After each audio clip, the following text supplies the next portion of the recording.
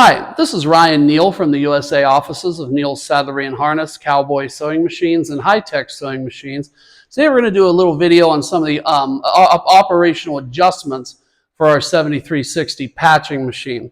Our 7360 patching machine is one of our newest machines that we have here at Cowboy, and we're extremely proud of it. We believe the quality of this machine is much, much better than the machines that are coming out of Europe.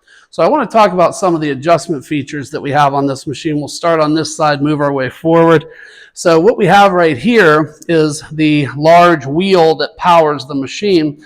And you can see when I'm turning the wheel, you can see the mechanism on the machine is operating. There is a disengagement function on this wheel that allows us to disengage the wheel from the drive mechanism of the machine simply by pulling out this knob and twisting it just a little bit, so that the nipple no longer engages in this hole. As you can see, there's a nipple that engages in this hole right here. We've just pulled it out and twisted the nipple to the side so it no longer engages, and you can see the wheel free spins very easily. This function comes in very handy when we're utilizing our bobbin winder mechanism on the machine. So this will allow the wheel to spin freely without running the drive mechanism on the machine, which in turn makes it so that you're not actually operating the mechanism while you're winding the bobbin. Now, to re-engage this, we simply take the nipple and we twist it so that it falls back into the hole, and then we complete a partial rotation of the wheel that locks this small wheel in place, and then we can see the mechanism of the machine continues to turn. So that shows how we can disengage the flywheel from the drive mechanism of the machine. The next thing that we're going to talk about is the stitch length adjuster, which is right here. Now, I'm going to see if our camera can get a view. What we have here is a graduated scale on the back of this part right here, on the top of this part right here, and then we have a small hash that's attached to this lever right here. So by lowering this lever, we can see that the numbers on this scale go from 6, which is over here, all the way over to 1, which is back here. By lowering this lever, where we will actually get a smaller stitch, by raising the lever, we will get a bigger stitch. Now, you don't want to raise the lever all the way up to its highest position, because at that point, the mechanism will deliver a smaller stitch. So you want to make sure that this hash stays in line with the scale behind it, 6 being the biggest stitch, number 1 being the smallest stitch. So I'm going to go ahead and position this back to the number 6 position, and we simply tighten that knob to secure everything into place. Now, the next thing that I would like to discuss is the 360-degree rotation of this presser foot.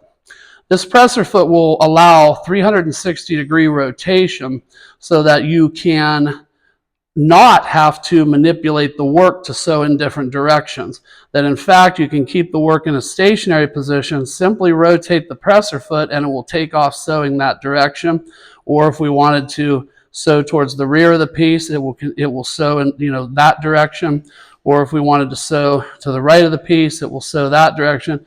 But we do not have to manipulate the material. The presser foot will change directions, allowing you to sew in different directions. So in order to lock this mechanism, we simply tighten this knob up here. That freezes the mechanism, makes it impossible for it to rotate one way or another. And then, of course, if we want it to be free to allow us to rotate in different directions, we simply loosen this knob. So tightening the knob locks the mechanism, loosening the knob allows it to rotate freely. So now I'm going to turn the machine around so that we can see a couple more adjustment points that we have on the rear of the machine. The first thing I'd like to talk about is our presser foot tension adjuster knob, which is right here. This has a lock nut which you must loosen before making the adjustment. By tightening this knob, we're going to be increasing the amount of presser foot tension.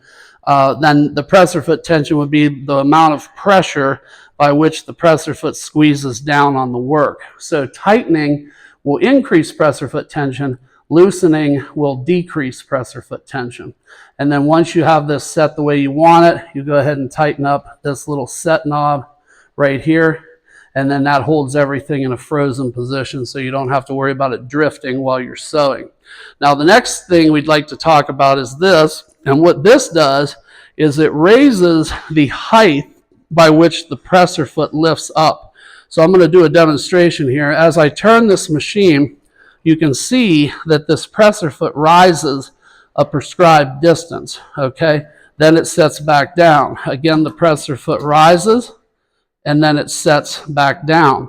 By adjusting this assembly, we can change the height by which the presser foot walks.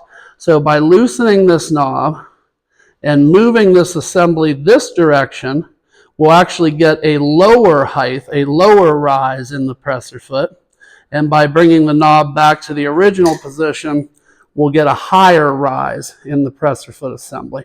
Now, when you loosen this knob, be careful because this thing can slide around relatively freely. We want to make sure that it's in this exact orientation with the knob facing out, because this knob can turn and twist and slide around, and then of course this block would not be in the right position to apply the adjustment. So we want to make sure that this knob always faces this direction, and then we can move the whole slide from forwards to backwards across this bar. Remember, moving it this way will give you a lower rise on the presser foot.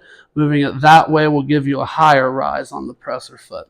So these are some of the major adjustment features that we have on the 7360 patching machine.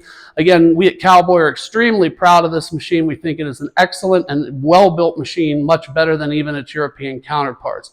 If you have any additional questions about the 7360, please give us a call directly. My name is Ryan Neal from the USA offices of Neal's Saddlery and Harness, Cowboy Sewing Machines, and High Tech Sewing Machines. And you can reach me at area code 330-692-1418. Thank you.